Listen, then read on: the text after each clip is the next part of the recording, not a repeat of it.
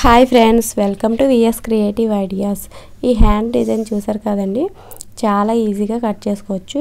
చాలా సింపుల్గా అయిపోతుంది. బిగినర్స్ కూడా చాలా ఈజీగా కట్ చేసేస్తారనమాట. ఫస్ట్ అయితే లైనింగ్ మీద హ్యాండ్ అయితే కట్ చేసేసుకోవాలి. హ్యాండ్ కట్ చేసేసుకున్న తర్వాత హ్యాండ్ని ఇలా సెంటర్కి ఫోల్డ్ చేసేసుకుని 1 ఇంచ్ వెడల్పు ఉండేలాగా ఇలా కర్వ్ షేప్ తీసుకోవాలి.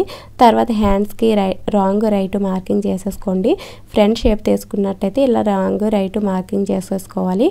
ఒకవేళ ఫ్రంట్ షేప్ అనేది మీరు హ్యాండ్ స్టిచ్ చేసిన తర్వాత తీసుకుంటే ఇలాగ మార్కింగ్ చేసుకోవాల్సిన అవసరం లేదు. నేనైతే ఫ్రంట్కి కర్వ్ షేప్ తీసేసుకున్నాను కాబట్టి ఇలా రాంగ్ సైడ్ అయితే మార్కింగ్ చేసేసుకుని హ్యాండ్కి రాంగ్ సైడ్ వైపు నుంచి పైపింగ్ అయితే జాయిన్ చేస్తున్నాను. ఫస్ట్ అయితే మనం హ్యాండ్కి లైనింగ్ కింద బాక్రమ్ అయితే పెట్టేసుకోవాలి. బాక్రమ్ పెట్టేసుకున్న తర్వాత దానిపైన లైనింగ్ పెట్టేసుకుని పైనుంచి పైపింగ్ థ్రెడ్ అయితే జాయిన్ చేసుకుంటూ రావాలి. ఇలా బాక్రమ్ వేయటం వల్ల మనకి ఫినిషింగ్ నీట్గా ఉంటుంది. అయితే ఐరన్ చేయడం మనకి టైం అనేది ఎక్కువ తీసుకుంటుంది కదా, అలా కాకుండా ఇలాగ డైరెక్ట్గా బాక్రమ్ పెట్టేసి స్టిచ్ చేసేసుకుంటే మనకి నీట్గానే ఉంటుంది. అలాగే పని కూడా తొందరగా అవుతుంది అనమాట. అలాగే చాలామందికి ఐరన్ బాక్స్ కూడా ఉండదు కదా, ఈ విధంగా స్టిచ్ చేసుకుంటే చాలా ఈజీగా అయిపోతుంది. తర్వాత ఇక్కడ మీరు కావాలంటే ఐరన్ కూడా చేసుకోవచ్చు. నేనైతే ఐరన్ చేయకుండానే డైరెక్ట్గా వేసేస్తున్నాను. ఒకవేళ మీకు బాక్రమ్ కదులుతుంది అనుకుంటే పైనుంచి ఒక స్టిచ్ వేసేసుకుంటే సరిపోతుంది. అప్పుడు బాక్రమ్ కదలకుండా ఉంటుంది అనమాట. ఈ విధంగా ఒక హ్యాండ్కి పైపింగ్ జాయిన్ చేసేసుకున్నాం కదా, ఇదే విధంగా రెండో హ్యాండ్కి కూడా పైపింగ్ థ్రెడ్ అనేది జాయిన్ చేసేసుకోవాలండి. ఇలా జాయిన్ చేసుకునేటప్పుడు మనకి పైన కర్వ్ షేప్ తిరిగింది కదా, అక్కడ నీడిల్ని క్లాత్ కిందకి దించుకుని మళ్ళీ పైపింగ్ని టర్న్ చేసుకుంటూ స్టిచ్ చేసుకుంటూ రావాలి. ఆ విధంగా చేయడం వల్ల మనకి కరెక్ట్ షేప్ అయితే వస్తుంది. ఈ విధంగా లైనింగ్కి పైపింగ్ జాయిన్ చేసేసుకున్న తర్వాత ఇప్పుడు మనం ఒరిజినల్ యొక్క రైట్ సైడ్ పైకి ఉండేలా పెట్టేసుకుని మనం పైపింగ్ జాయిన్ చేసుకున్నాం కదా లైనింగ్కి, ఆ పైపింగ్ అనేది ఒరిజినల్ వైపు ఉండేలా పెట్టేసుకుని మనం ముందు వేసుకునే స్టిచ్ ఉంటుంది కదా, ఆ స్టిచ్ పైనే స్టిచ్ అనేది వేసుకుంటూ లైనింగ్ని ఒరిజినల్ని జాయిన్ చేసేసుకోవాలి. తర్వాత 1/2 ఇంచ్ ఖర్చు ఉంచుకొని ఎక్స్ట్రా ఉన్న క్లాత్ అయితే కట్ చేసేసుకోవాలి.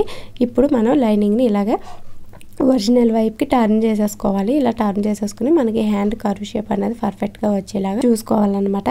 తర్వాత మనం పైపింగ్ థ్రెడ్ పక్కనే ఒక స్టిచ్ అయితే వేసేసుకోవాలి.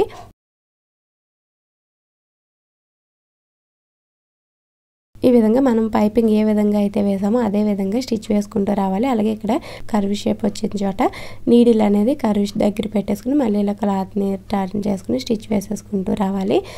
ఇలా స్టిచ్ వేసేసుకున్న తర్వాత పైన లైనింగ్ని ఒరిజినల్కి జాయిన్ చేసేసుకోవాలి. తర్వాత చుట్టూ కూడా ఎక్స్ట్రా ఉన్న క్లాత్ అయితే కట్ చేసేసుకోవాలండి. నేను ఇక్కడ ఒక హ్యాండ్ స్టిచ్ చేయడం చూపిస్తున్నాను, మళ్ళీ వీడియో లెంత్ అనేది ఎక్కువ అవుతుంది కదా, ఇదే విధంగా మనం 2 హ్యాండ్స్ కూడా స్టిచ్ చేసేసుకోవాలి.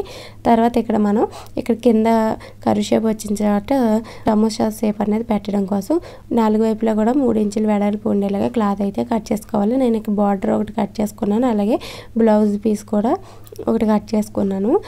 ఇదే విధంగా 2 హ్యాండ్స్కి కూడా కట్ చేసుకుని ఇలాగ సమోసా షేప్ వచ్చే విధంగా ఫోల్డ్ చేసుకుని స్టిచ్ వేసేసుకోవాలి.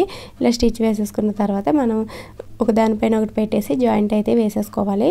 ఈ విధంగా స్టిచ్ చేసుకుంటే మనకి ఇవి కదిలిపోకుండా ఉంటాయి అన్నమాట. ఇప్పుడు వీటిని మనం హ్యాండ్కి అయితే జాయిన్ చేసుకోవాలి. కొంచెం ఎక్స్ట్రా ఉన్న క్లాత్ ఏమైనా ఉంటే కట్ చేసేసుకోండి. తర్వాత ఈ మొగ్గల్ని ఇలాగ మనం హ్యాండ్కి కర్వ్ షేప్ తీసాం కదా, ఆ కర్వ్ షేప్కి సెంటర్లో జాయిన్ చేసేసుకోవాలి.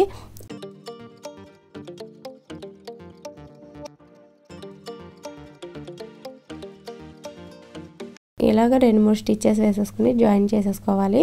పాదం వెడల్పుతో ఒక స్టిచ్ వేసేసుకున్నారంటే ఈ మొగ్గలు అనేవి మనకి ఊడిపోకుండా ఉంటాయి అన్నమాట. చూసారు కదా ఎంత ఈజీగా స్టిచ్ చేసుకోవచ్చు. ఇదే విధంగా 2 హ్యాండ్స్ కూడా స్టిచ్ చేసుకోవాలి. మీరు కావాలంటే ఈ మధ్యలో పోసులు కూడా కుట్టుకోవచ్చు. వీడియో నచ్చితే లైక్ చేయండి. ఛానల్ ఫస్ట్ టైం చూస్తున్నట్టయితే సబ్స్క్రైబ్ చేసుకోండి. Thank you for watching.